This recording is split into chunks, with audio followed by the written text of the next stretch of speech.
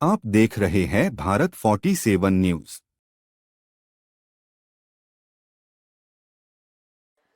एक जोरदार जयकारे से शुरुआत करेंगे। सब लोग अपनी मुट्ठी तान लें। भारत माता की, भारत माता की, वंदे वंदे, इनकलाब इनकलाब। इसी जिंदाबाद, इसी भारत माता के जयकारे से, इसी इनकलाब के जयकारे से रामलीला मैदान गूंजा था, जब दिल्ली भर से, देश भर से आए लोग, जिन्होंने शायद कभी अपनी जिंदगी में अपने घर से, अपने काम से, अपनी नौकरी से बाहर कदम भी ना रखा हो, लेकिन जब एक भ्रष्टाचार विरोधी आंदोलन की शुरुआत हुई, एक भ्रष्टाचार के खिलाफ लोकपाल कानून के आंदोलन की शुरुआत हुई, तो देश के चप्पे चप्पे से लोग अपने घरों से बाहर निकले, बदलाव के लिए बाहर निकले, एक बेहतर सरकार के लिए बाहर निकले।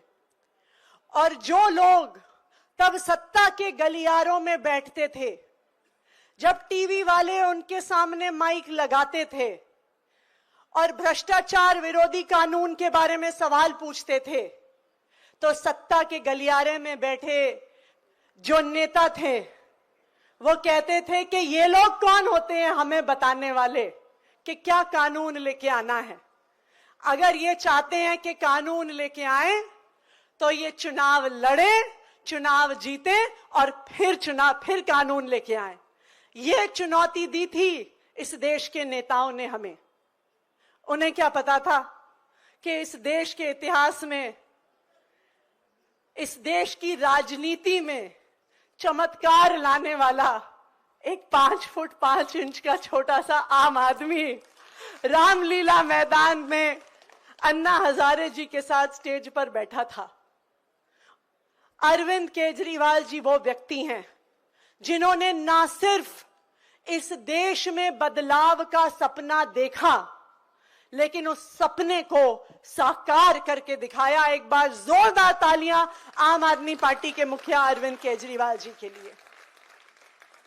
जब 12 साल पहले संविधान दिवस पर आम आदमी पार्टी की शुरुआत हुई थी, मुझे आज भी याद है, लोग हम पे हंसा करते थे। हमारे दोस्त, हमारे रिश्तेदार हम पे हंस के कहते थे, तुम लोग राजनीति करोगे, तुम्हारे पास ना मनी पावर है, तुम्हारे पास ना मसल पावर है, ना तुम जात पात की बात करते हो, ना धर्म की बात करते हो, ऐसे राजनीति नहीं होती है इस देश में।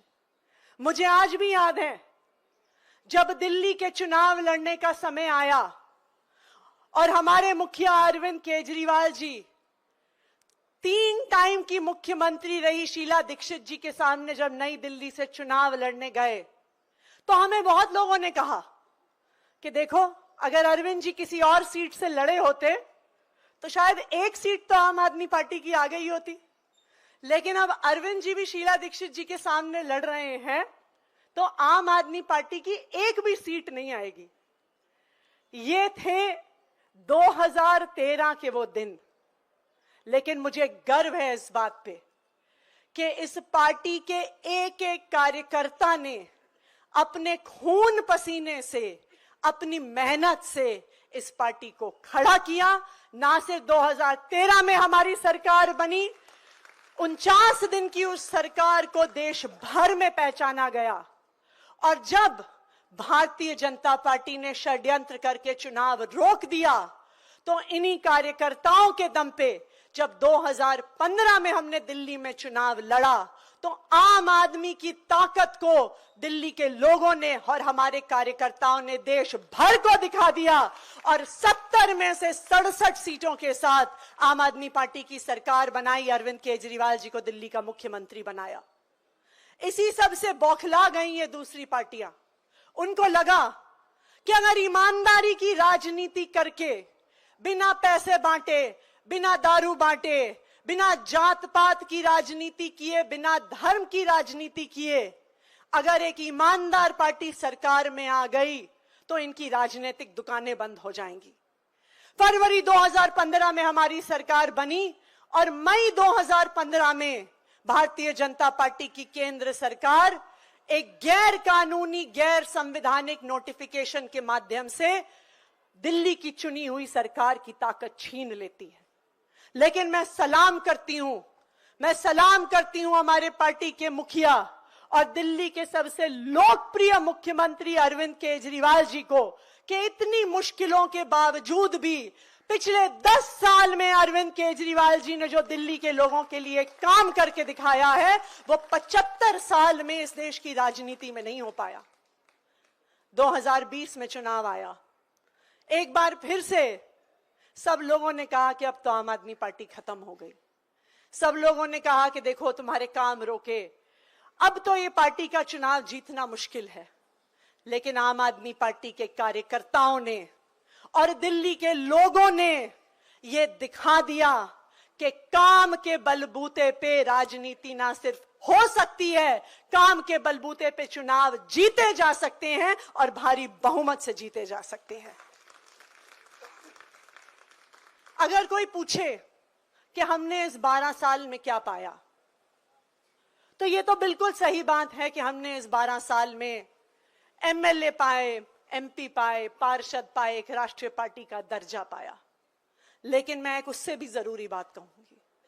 मुझे याद है दिल्ली में अरविंद केजरीवाल जी की सरकार बनने से पहले जब कोई गरीब बच्चा एक टूटे फूटे सरकारी स्कूल में जाता था, उसकी आंखें जमीन की तरफ होती थी, उसके कंधे झुक जाते थे और उसे शर्म आती थी ये बात कहने में कि मैं सरकारी स्कूल में पढ़ता हूं।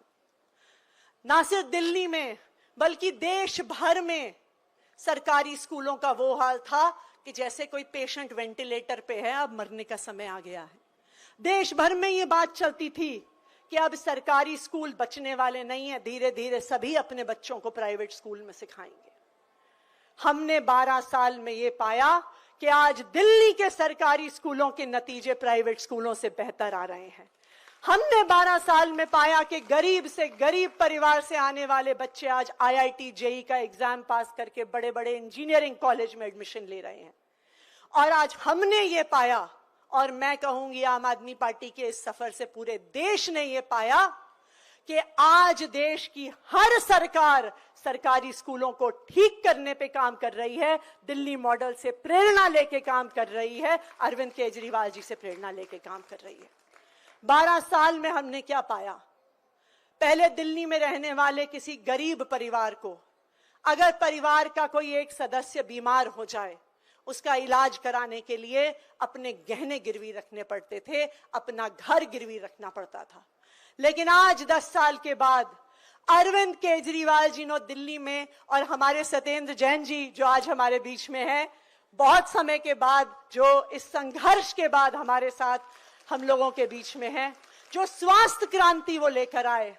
आज दिल्ली में गरीब से गरीब परिवार का व्यक्ति जब बीमार होता है, चाहे 1000 रुपए का इलाज हो, चाहे 1 लाख रुपए का इलाज हो, 1 करोड़ रुपए का इलाज हो, सारा पैसा दिल्ली सरकार देती है, उसको 1 पैसा भी खर्च करने की जरूरत नहीं है।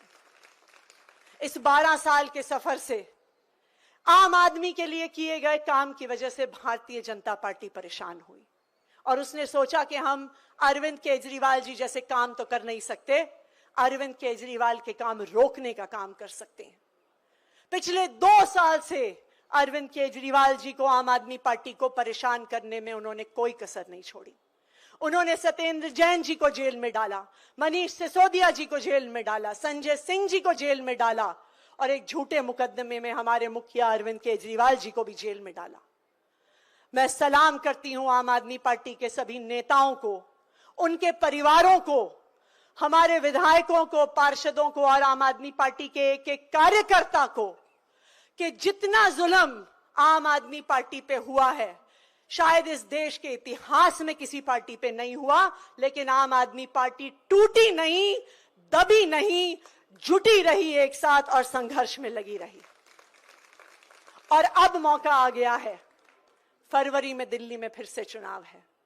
एक बार फिर आम आदमी पार्टी के एक एक कार्यकर्ता को इस तानाशाही सरकार को दिखाना है कि तुम हम पर कितना भी अत्याचार कर लो, हमें दबाने की कोशिश करो, हमें तोड़ने की कोशिश करो, लेकिन आम आदमी पार्टी के कार्यकर्ता अरविंद केजरीवाल जी के सिपाही हैं, हम भगत सिंह के चेले हैं। तुम हमें दबा नहीं सकते, हमें तोड़ नहीं सकते।